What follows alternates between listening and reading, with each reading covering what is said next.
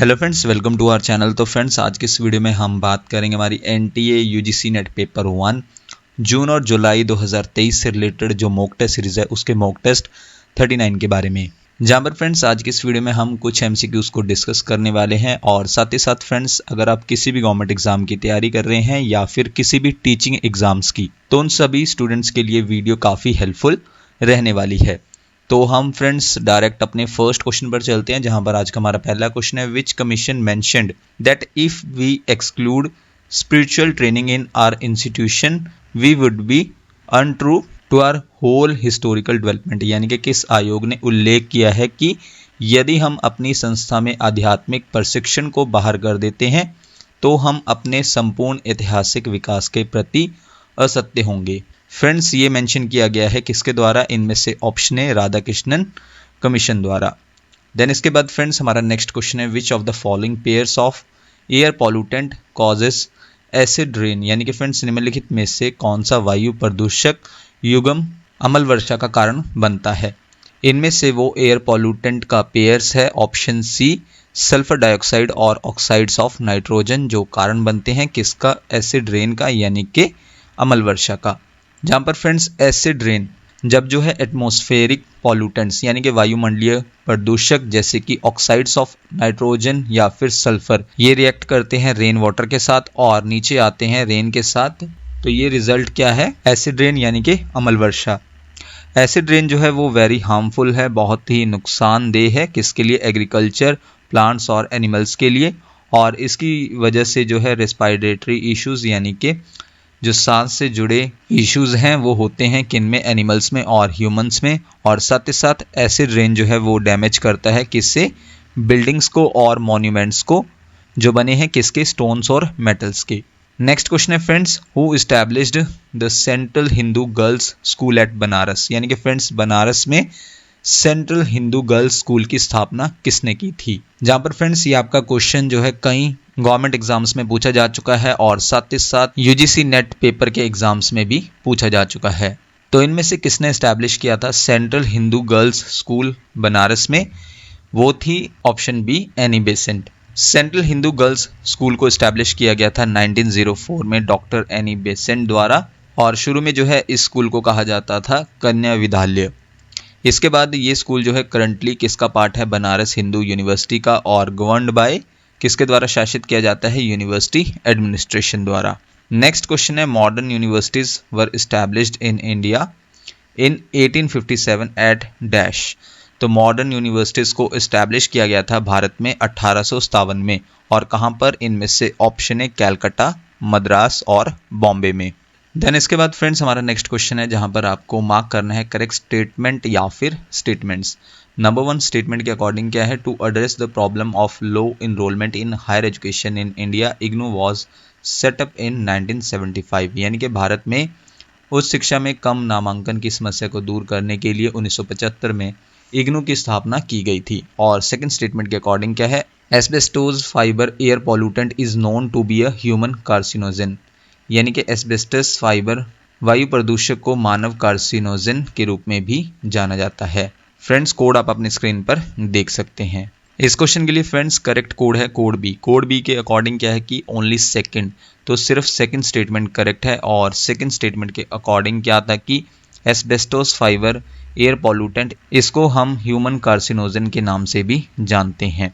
जहाँ पर friends asbestos को क्लासिफाइड किया गया है, वर्गीकृत किया गया है ह्यूमन कार्सिनोजन के रूप में। और ये जो सब्सटेंस है, पदार्थ है, किसका कारण बनता है? लंग कैंसर का या फिर कैंसर का। जहाँ पर फ्रेंड्स जो एस्बेस्टोस फाइबर है, जब हम इसे सांस के थ्रू जो है अंदर लेकर जाते हैं तो ये ट्रैप हो जाता है कहाँ पर? लंग्स में, और जहाँ पर ये लंबे टाइम तक रहता है। इसके बाद एस्बेस्टोस फाइबर्स, इसको जो है कॉमनली यूज़ किया जाता है कहाँ पर? कंस्ट्रक्शन मटेरियल्स में, जैसे कि सीमेंट और कई जो है टेक्सटाइल्स में इसका यूज़ किया जाता है एस्बेस्टोस फाइबर का। इसके अलावा फ्रेंड्स कार्सिनोजन क्या होता है? कार्सिनोजन एक तरह का सब्सटेंस होता है या फिर आप कह सकते हैं ऑर्गेनिज्म होता है, पदार्थ होता है या एजेंट होता है जो किसके लिए केपेबल है? कैंसर के लिए, यानी कि कैंसर पैदा करने में सक्षम है।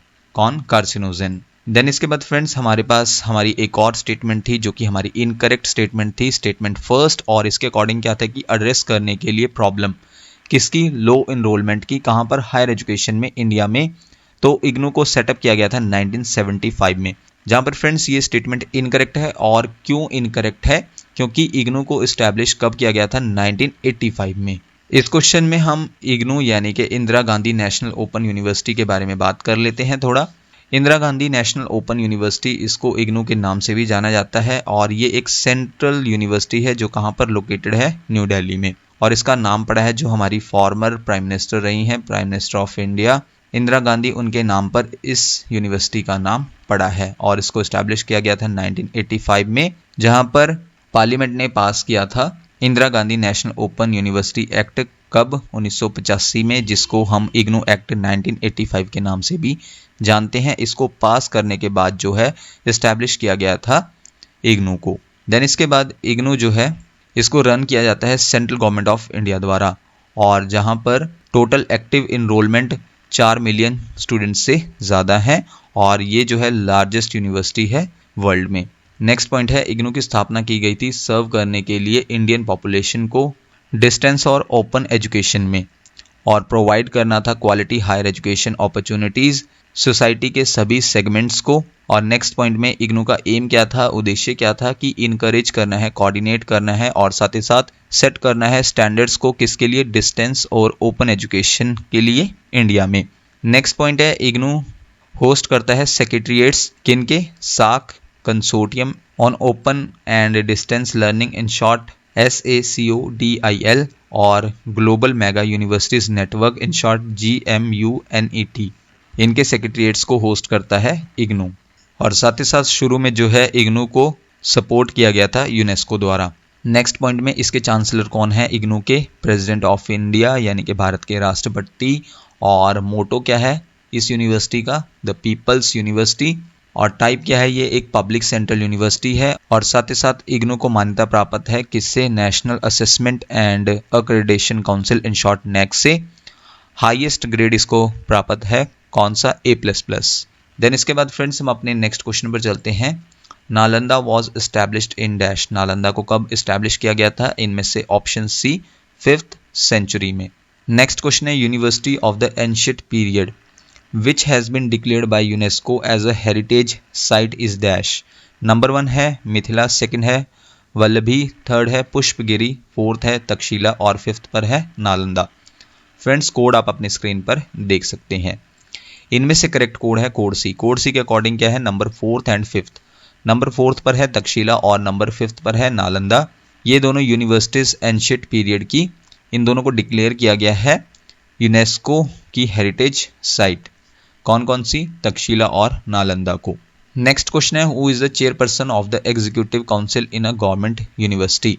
तो चेयरपर्सन एग्जीक्यूटिव काउंसिल के गवर्नमेंट यूनिवर्सिटी में इनमें से वो है option D, vice chancellor. Next question है, इन अ स्टेट गवर्नमेंट यूनिवर्सिटी और central university recommendation of the selection committee for the recruitment of the faculty is approved by the dash, यानी कि एक राज्य सरकार के विश्वविद्यालय या केंद्रीय विश्वविद्यालय में संकाय की भर्ती के लिए चयन समिति की सिफारिश को किसके द्वारा अनुमोदित किया जाता है। इनमें से वो है ऑप्शन ए, एग्जीक्यूटिव काउंसिल यानी कि कार्यकारी परिषद। जहां पर स्टेट गवर्नमेंट यूनिवर्सिटी या फिर सेंट्रल यूनिवर्सिटी में रिकमेंडेशन किसका, सिलेक्शन कमेटी का, और किसके लिए, रिक्रूटमेंट के लिए यानी कि भर्ती के लिए, और किसकी भर्ती के लिए, फैकल्टी की, इसको अप्रूव किया जाता है किसके द्वारा, इनमें से ऑप्शन है एग्जीक्यूटिव काउंसिल यानी कि कार्यकारी परिषद द्वारा।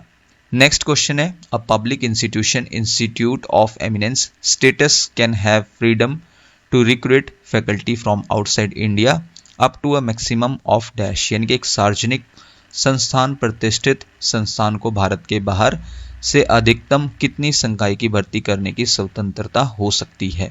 इनमें से वो है option C 25% total faculty strength का, यानी कि एक पब्लिक इंस्टीट्यूशन है जिसे स्टेटस मिला है इंस्टीट्यूट ऑफ एमिनेंस का, उसको फ्रीडम है रिक्रूट करने के लिए फैकल्टी कहाँ से, आउटसाइड इंडिया यानी कि भारत के बाहर से, और मैक्सिमम जो है कितना फैकल्टी भर्ती करने की स्वतंत्रता होती है, फ्रीडम होती है। Option C 25% of total faculty strength. Next question है, the University Grants Commission, in short UGC, was established on the recommendation of which of the following? यानी कि निम्नलिखित में से किसकी सिफारिश पर विश्वविद्यालय अनुदान आयोग UGC की स्थापना की गई थी? इनमें से यूनिवर्सिटी ग्रांट्स कमीशन को एस्टैब्लिश किया गया था किसकी रिकमेंडेशन पर? ऑप्शन डी, राधाकृष्णन कमीशन की रिकमेंडेशन पर। और फ्रेंड्स, आज के इस वीडियो से रिलेटेड हमारा लास्ट क्वेश्चन है, the government of India in 1948 appointed a university education commission under the chairmanship of dash, यानी कि 1948 में भारत सरकार ने किसकी अध्यक्षता में एक विश्वविद्यालय शिक्षा आयोग नियुक्त किया? गवर्नमेंट ऑफ इंडिया ने 1948 में अपॉइंट किया यूनिवर्सिटी एजुकेशन कमीशन को किसकी चेयरमैनशिप के अंडर? इनमें से ऑप्शन सी, सर्वपल्ली राधाकृष्णन जी की चेयरमैनशिप के अंडर अपॉइंट किया यूनिवर्सिटी एजुकेशन कमीशन को। तो फ्रेंड्स, ये थी हमारी आज की वीडियो जिसमें हमने कुछ MCQs को डिस्कस किया। नेक्स्ट वीडियो फ्रेंड्स आपको जल्दी चैनल पर मिल जाएगी। So thank you friends for watching this video.